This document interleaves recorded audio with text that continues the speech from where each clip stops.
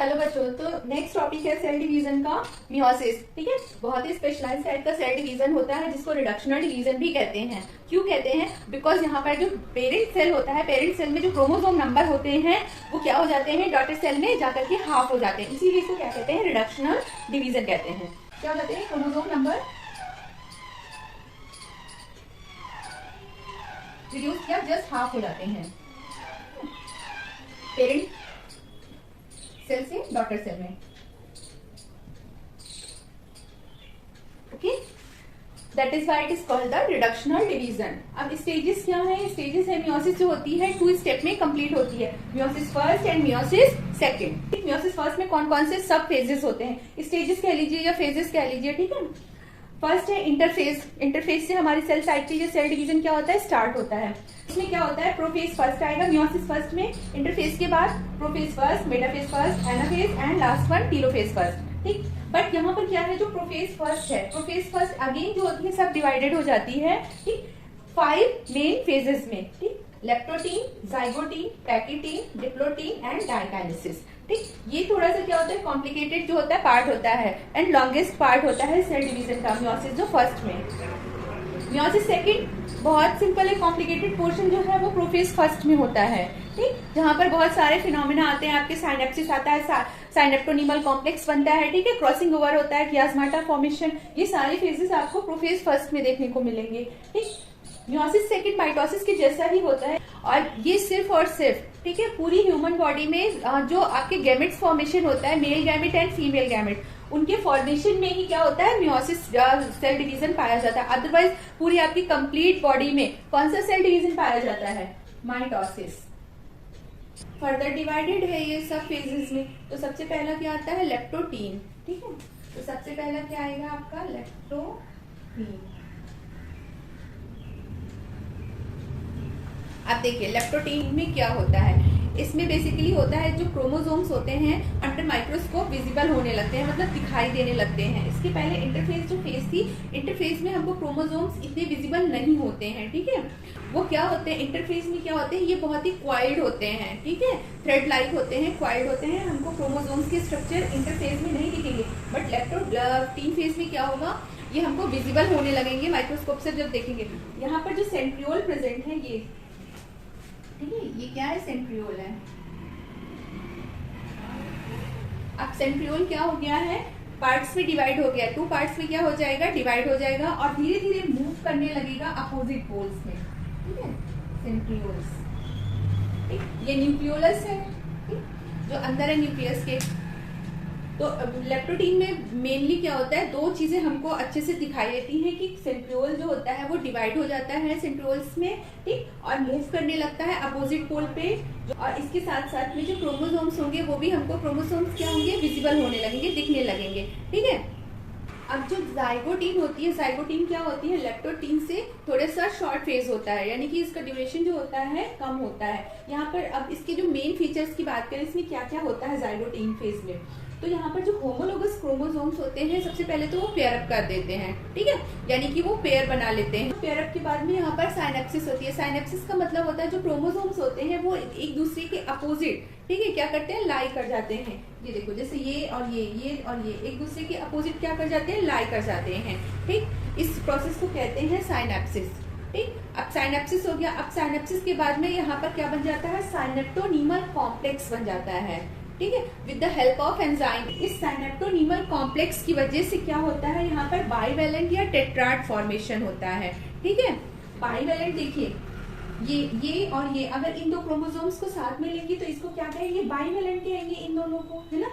और अगर हम ये 4 चारों हमने ले लिए, सपोज ये क्रोमोसोम एक उसमें होमोलोगस क्रोमोसोम जो है,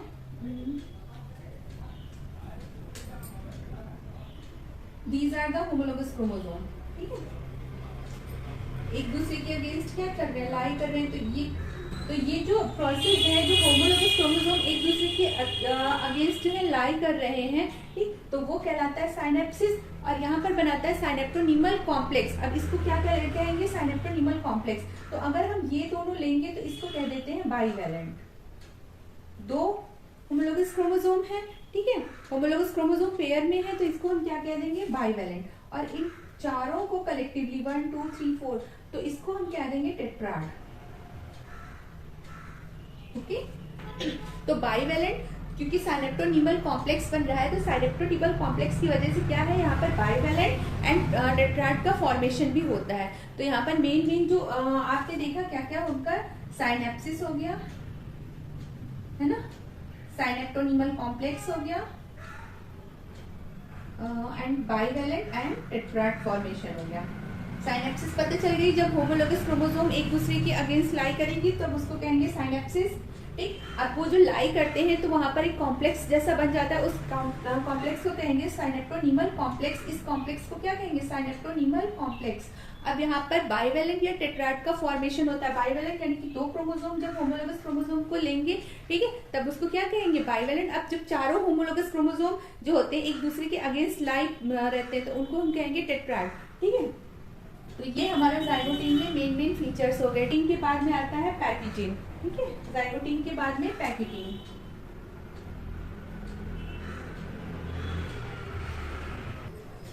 जो पैकिटीन फेज होती है वो क्या लैक्टोटीन और जाइगोटीन इन दोनों से थोड़ी सी लंबी फेज होती है। ठीक है, यानी इसका ड्यूरेशन जो पैकिटीन का होता है, अच्छा पैकिटीन को पैचिटीन भी कह सकते हैं। ठीक है, तो पैकिटीन कहिए या पैचिटीन कहिए, तो ये पैचिटीन जो होती है वो लैक्टोटीन और जाइगोटीन से थोड़ी सी लंबी फेज होती है। यहाँ पर क्या होता है, अगर मेन फीचर्स की बात करें इसमें, तो यहाँ पर जो साइनेप्सिस हुई थी यानी होमोलोगस क्रोमोसोम जो अरेंज हुए थे एक दूसरे के अगेंस्ट, तो क्या होते हैं उनके जो नॉन सिस्टर क्रोमैटिड्स होते हैं वो एक दूसरे को क्या कर रहे हैं, देखिए यहाँ पे ट्विस्ट कर रहे हैं। ठीक है, स्पाइरली क्या कर रहे हैं, ट्विस्ट कर रहे हैं। जैसे ये हमारा एक क्रोमोसोम है जो 2 सिस्टर क्रोमैटिड से मिलकर बना, ये क्रोमोसोम है, ये और ये क्या है क्रोमैटिड्स है ना, 2 क्रोमैटिड से मिलकर सिस्टर क्रोमैटिड से मिलकर क्या बनता है क्रोमोसोम बनता है। ये दूसरा हमारा क्रोमोसोम है। ठीक है, तो यहाँ पर क्या है, ये सपोज ये होमोलोगस क्रोमोसोम है, तो इनके जो क्रोमैटिड्स हैं ये तो अलग अलग है ना। ठीक है, तो इनको कहेंगे नॉन सिस्टर क्रोमैटिड्स। ये एक जो क्रोमोसोम होगा वो तो सिस्टर क्रोमैटिड से मिलकर के बना है ये। ठीक है, दोनों जो सिस्टर जो दोनों क्रोमैटिड्स हैं वो क्या है सेम है। ठीक है, तो इसलिए इनको क्या कहते हैं सिस्टर क्रोमैटिड्स कहते हैं। बट यहाँ पर क्या है, ये वाला क्रोमोसोम इस वाले क्रोमोसोम से अलग है, तो ये जो क्रोमैटिड होगा, ठीक है, और इसका जो क्रोमैटिड होगा जब एक दूसरे के ऐसे अरेंज होगा, ठीक, यहाँ पर ये देखिए, तो नॉन सिस्टर क्रोमैटिड्स जो होते हैं वो ट्विस्ट करते हैं। ठीक है, जैसे इसका यहाँ पर देखिए एक क्रोमोसोम का क्रोमैटिड और यहाँ पर एक क्रोमोसोम का क्रोमैटिड, ये दोनों आपस में जब ट्विस्ट करेंगे तो यहाँ पर नॉन सिस्टर क्रोमैटिड्स का ट्विस्ट होगा। तो यहाँ पर पैकिटीन में जो मेन फीचर होता है वो यही होता है। यहाँ पर बेसिकली क्रॉसिंग ओवर होता है और नॉन सिस्टर क्रोमैटिड्स क्या करते हैं एक दूसरे को ट्विस्ट कर जाते हैं, एक दूसरे के ऊपर ऐसे अरेंज हो जाते हैं, है ना। अब अरेंज हो गए, ट्विस्ट कर गए नॉन सिस्टर क्रोमैटिड्स। ठीक है, अब उसके बाद में यहाँ पर क्रॉसिंग ओवर होता है। क्रॉसिंग ओवर जो बहुत ही मोस्ट इंपॉर्टेंट फिनोमिना है लिविंग ऑर्गेनिज्म का, जिसकी वजह से क्या होता है जो लिविंग ऑर्गेनिज्म होते हैं उनमें वेरिएशंस आते हैं। ठीक है, वेरिएशंस अगर क्रॉसिंग ओवर नहीं होगा, ठीक है, थोड़े से जीन्स का एक्सचेंज नहीं होगा तो क्या होगा, एज इट इज जो कैरेक्टर है वो जनरेशन टू जनरेशन ट्रांसफर होते जाएंगे, यानी कि सारे कैरेक्टर सब एक जैसे हो जाएंगे। यानी जितने भाई बहन सब होंगे, जितने भी भाई बहन होंगे वो सारे क्या होंगे सेम, एक दूसरे की एग्जैक्ट कॉपी होंगे। तो क्रॉसिंग ओवर बहुत ही ब्यूटीफुल और बहुत ही मोस्ट इंपॉर्टेंट कह सकते हैं फिनोमिना है। ठीक है, अगर ये नहीं होगा तो जो वेरिएशंस आ रहे हैं हमारे ऑफस्प्रिंग में वो वेरिएशंस नहीं आएंगे। ठीक, यहाँ पर क्या होता है जो सेम कैरेक्टर्स वाले जीन होते हैं, क्रॉसिंग ओवर भी वहीं पर होगी जहाँ पर सेम जीन लोकेशन होगा। सपोज ये एक क्रोमैटिड है, ये क्रोमैटिड है क्रोमोसोम का। ठीक है, अब जहाँ जो क्रॉसिंग ओवर हो रही है, सपोज यहाँ पर कोई भी कलो हाइट का जीन है और यहाँ पर भी हाइट का ही जीन होगा, तो जब ये दोनों एक जगह पे, ठीक है, क्रॉस करेंगे वही होगा हमारा क्रॉसिंग ओवर, यानी कि सेम जीन्स, सेम कैरेक्टर के जीन्स क्या होंगे एक दूसरे को एक्सचेंज करेंगे। ठीक, तो वो स्टेज ये सब किसमें हो रहा है, पैकिटीन स्टेज में। यानी कि 2 इंपॉर्टेंट फिनोमिना हो रहे हैं। सबसे पहले तो जो नॉन सिस्टर क्रोमैटिड्स हैं वो एक दूसरे को ट्विस्ट कर रहे हैं होमोलोगस क्रोमोसोम के, और सेकंड यहाँ पर क्रॉसिंग ओवर हो रही है, जिसको कहते हैं रिकॉम्बिनेशन। तो जहाँ पर ये क्रॉसिंग ओवर होती है या जहाँ पर ये ट्विस्ट हो रहा है, यहाँ पर नोड्यूल्स जैसे स्ट्रक्चर बन जाता है, जिसको कहते हैं रिकॉम्बिनेशन नोड्यूल। ठीक है, क्या कहेंगे यहाँ पर रिकॉम्बिनेशन नोड्यूल बनते हैं, ठीक। जहां पर ये क्रॉस कर रहे हैं स्पाइरली एक दूसरे को, वहां पर जो स्ट्रक्चर बनता है उस स्ट्रक्चर को कहते हैं रिकॉम्बिनेशन नोड्यूल। और इसी रिकॉम्बिनेशन नोड्यूल की जगह से क्या हो रहा है, क्रॉसिंग ओवर हो रहा है। यानी पैकेटिंग में क्या होता है, क्रॉसिंग ओवर, ठीक है। जिससे क्या होता है, जीन्स का आपस में एक्सचेंज होता है, एक कह सकते हो ये इवोल्यूशन पॉइंट भी इसको कह सकते हो। इसी वजह से जो स्पीशीज में इवोल्यूशन होता है, यानी कि एक स्पीशीज दूसरे स्पीशीज से क्या होती है, थोड़ी सी डिफरेंट होती है, ठीक है। तो इसको हम क्या कहते हैं, इवोल्यूशन। जहां पर ये हो रहा है जिस पॉइंट पे, उसको इवोल्यूशन पॉइंट भी कहते हैं, ठीक है। बहुत ही इंपॉर्टेंट फिनोमिना है न्यू स्पीशीज के फॉर्मेशन के लिए। अगर ये फिनोमिना नहीं होगा, ठीक है, तो क्या होगा, जो न्यू स्पीशीज बनती हैं वो स्पीशीज बनेंगी ही नहीं, ठीक। तो हमने पैकेटीन में क्या क्या पढ़ा, सबसे पहले तो यहाँ पर जो लाई करे थे होमोलोगस क्रोमोसोम, अब वो लाई किए हुए होमोलोगस क्या करेंगे, सपोज ये लाई कर रहे हैं और इनके नॉन सिस्टर क्रोमैटिड्स क्या कर जाएंगे, एक दूसरे को क्रॉस करेंगे ऐसे, ठीक है, जिसको हम कहेंगे स्पाइरली ट्विस्ट कर जाते हैं एक दूसरे के ऊपर, ठीक। अब ये जो यहाँ पर जो नोड्यूल बनेगा, जिस जगह पे ये क्रॉस कर रहे हैं सेम जीन्स की जगह पे, सेम लोकस की जगह पे, ठीक, तो वो कहलाएगा रिकॉम्बिनेशन नोड्यूल। ये कहलाएगा आपका रिकॉम्बिनेशन नोड्यूल। और यहाँ पर क्या हो रहा है, क्रॉसिंग ओवर, यानी एक दूसरे को क्रॉस कर रहे हैं तो क्रॉसिंग ओवर हो रही है, जहां पर जीन्स का क्या हो रहा है, एक्सचेंज हो रहा है। यानी इसका जीन जो होगा इस वाले क्रोमैटिड में चला जाएगा और इसका जो जीन होगा वो इस वाले क्रोमैटिड में चला जाएगा, जिसको हम कहेंगे crossing over. Very important and most beautiful phenomena of the cell cycle, ठीक है। तो ये पैकेटीन में हो गया, जो दो हमने फिनोमिना देखे। और इसके बाद में पैकेटीन जब एंड होने वाली होती है तो क्या होता है, यहाँ पर रिकॉम्बिनेशन, यानी जो जीन्स का एक्सचेंज होना होता है वो पैकेटीन फेज में कंप्लीट हो जाता है, ठीक। पैकेटीन फेज में ही जीन्स का कॉम्बिनेशन, ये नहीं कि सिर्फ आ गए क्रोमैटिड्स एक दूसरे के ऊपर रिकॉम्बिनेट कर गए, नहीं, यहाँ पर जीन्स का एक्सचेंज भी कंप्लीट हो जाता है। जहां से क्रॉसिंग ओवर होता है वहां से क्या होता है, जीन्स का एक्सचेंज हो जाता है। तो ये चीज हो गई पैकेटीन। पैकेटीन के बाद में नेक्स्ट आता है आपका डिप्लोटीन फेज, लॉन्गेस्ट फेज है ये, ठीक है। This is the diplotene.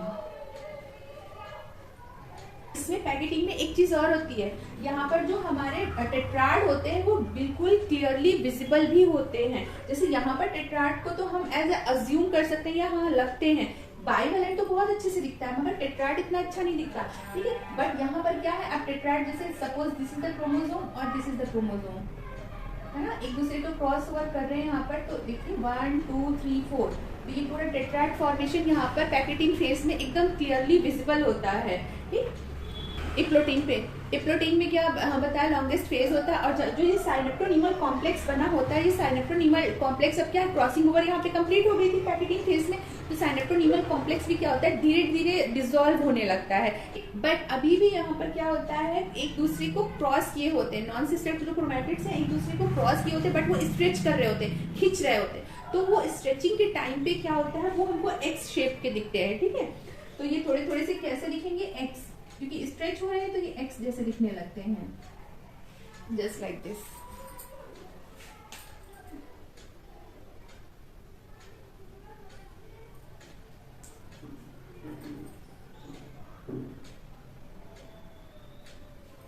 तो ये जो एक्स शेप का स्ट्रक्चर होता है इसको कहते हैं कियास्माटा फॉर्मेशन, ठीक है। तो यहाँ पर एक जो मेन कह सकते हो कियास्माटा, ठीक है, कियास्माटा बनता है या कियास्माटा फॉर्मेशन कह लीजिए, जिसको कहते हैं एक्स शेप्ड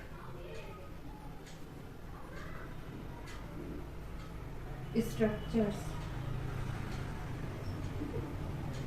ये एक्स शेप जो स्ट्रक्चर्स बन रहे हैं इसी को कहते हैं कियास्माटा फॉर्मेशन, क्योंकि यहाँ पर क्या हो रही है, स्ट्रेचिंग हो रही है, क्रोमोसोम्स की एक दूसरे से क्या हो रहे हैं, सेपरेट हो रहे हैं, ठीक है। ये जो फॉर्मेशन हुआ था क्रॉसिंग ओवर या रिकॉम्बिनेशन, ये क्या हो रहा है, एक दूसरे से अब स्ट्रेच हो रहे हैं, खींच रहे हैं, और खींचने के टाइम पे ये एक्स जैसा स्ट्रक्चर बना लेते हैं, जिसको कियास्माटा फॉर्मेशन कहते हैं या एक्स शेप्ड स्ट्रक्चर कहते हैं, ठीक। अब नेक्स्ट आता है डायकाइनेसिस, ठीक है।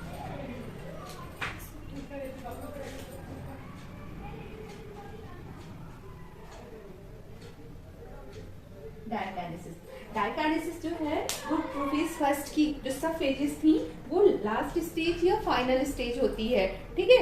इसको टर्मिनलाइजेशन भी कहते हैं डाइकाइनेसिस को।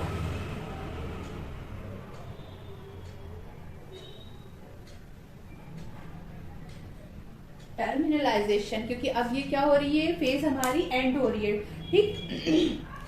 अब इसमें क्या क्या चेंजेस देखने को मिलते हैं, ठीक है, सेल में, वो हम देख लेते हैं। सबसे पहले तो क्या होता है, क्रोमोसोम्स जो होते हैं अब कंडेंस्ड हो जाते हैं। इसमें कंडेंस्ड का मतलब थोड़े से आपको माइक्रोस्कोप में विजिबल अच्छे से क्रोमोसोम अब दिखने लगेंगे। यहाँ पर अभी तक क्रॉसिंग ओवर ये सारे फिनोमिना दिख रहे थे, तो वो अब प्रॉपर क्रोमोसोम का स्ट्रक्चर ले लेते हैं, ठीक है। सेकंड, इसमें क्या होता है, जो न्यूक्लियोलस होता है वो कंप्लीटली डीजेनरेट हो जाता है। यहाँ डीजेनरेशन तो डिप्लोटीन में ही हो जाता है। देखो यहाँ तक अभी क्या थी, न्यूक्लियर मेम्ब्रेन हमारी इंटरफेस में तो रहेगी ही रहेगी, है ना, लेप्टोटीन में भी रहती है, न्यूक्लियोलस भी ये प्रेजेंट रहता है, ये ना, और साथ साथ में देखिए ये भी प्रेजेंट रहती है, न्यूक्लियर मेम्ब्रेन भी प्रेजेंट रहती है।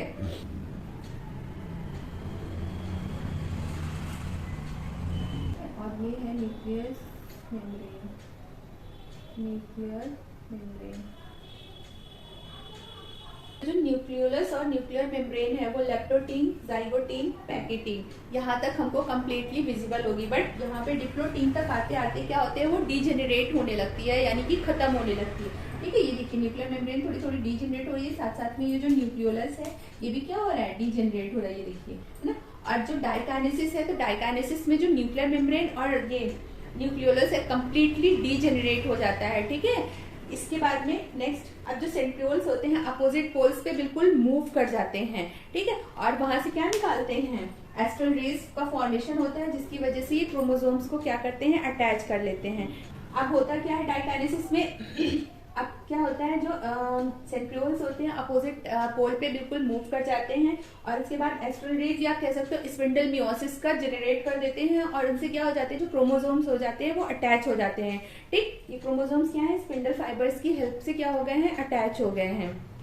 फिर साथ साथ में जो होमोलोगस क्रोमोसोम होते हैं वो अपोजिट पोल्स की तरफ क्या हो जाते हैं, स्ट्रेच होने लगते हैं, ठीक है, मूव करने लगते हैं।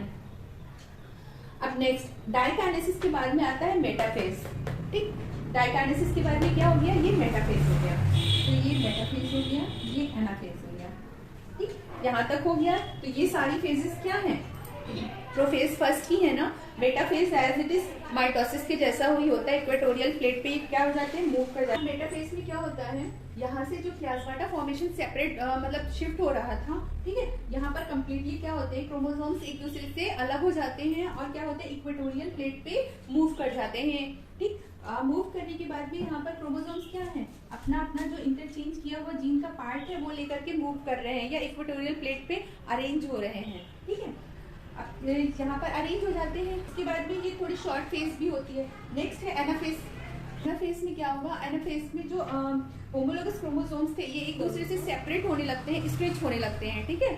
अब ये क्रोमोसोम्स अपोजिट पोल्स की तरफ क्या करते हैं, एकदम मूव कर जाते हैं, ठीक। तो ये जो प्रोसेस होता है अपोजिट पोल्स की तरफ एकदम मूव करने का, इसको क्या कहते हैं, डिसजंक्शन कहते हैं। तो यहाँ पर डिसजंक्शन प्रोसेस होता है, ठीक है। यानी यहाँ पर क्या है, जो होमोलोगस क्रोमोसोम्स में एक जो कनेक्शन था वो कनेक्शन क्या हो जाता है, ब्रेक हो जाता है, और ये होमोलोगस क्रोमोसोम्स जो होते हैं एक दूसरे से सेपरेट हो जाते हैं, अपना अपना जो एक्सचेंज किया हुआ जेनेटिक मटेरियल होता है उसको लेकर के। अब लास्ट स्टेज मियोसिस फर्स्ट की, that is the telophase. Telophase में क्या हो जाएगा, यहाँ पर सेल में एक फरो वजह से दिखने लगेगी ना, ये जो सेल है सेल में ऐसा फरो जैसे दिखने लगेगा। फरो का मतलब थोड़ा सा ग्रूव या गड्ढा कह लीजिए, है ना, 2 पार्ट्स में हमको थोड़े से दिखने लगेगी, इस समवॉट लाइक दिस। इसी सेल में यहाँ पर फरो बन गया है,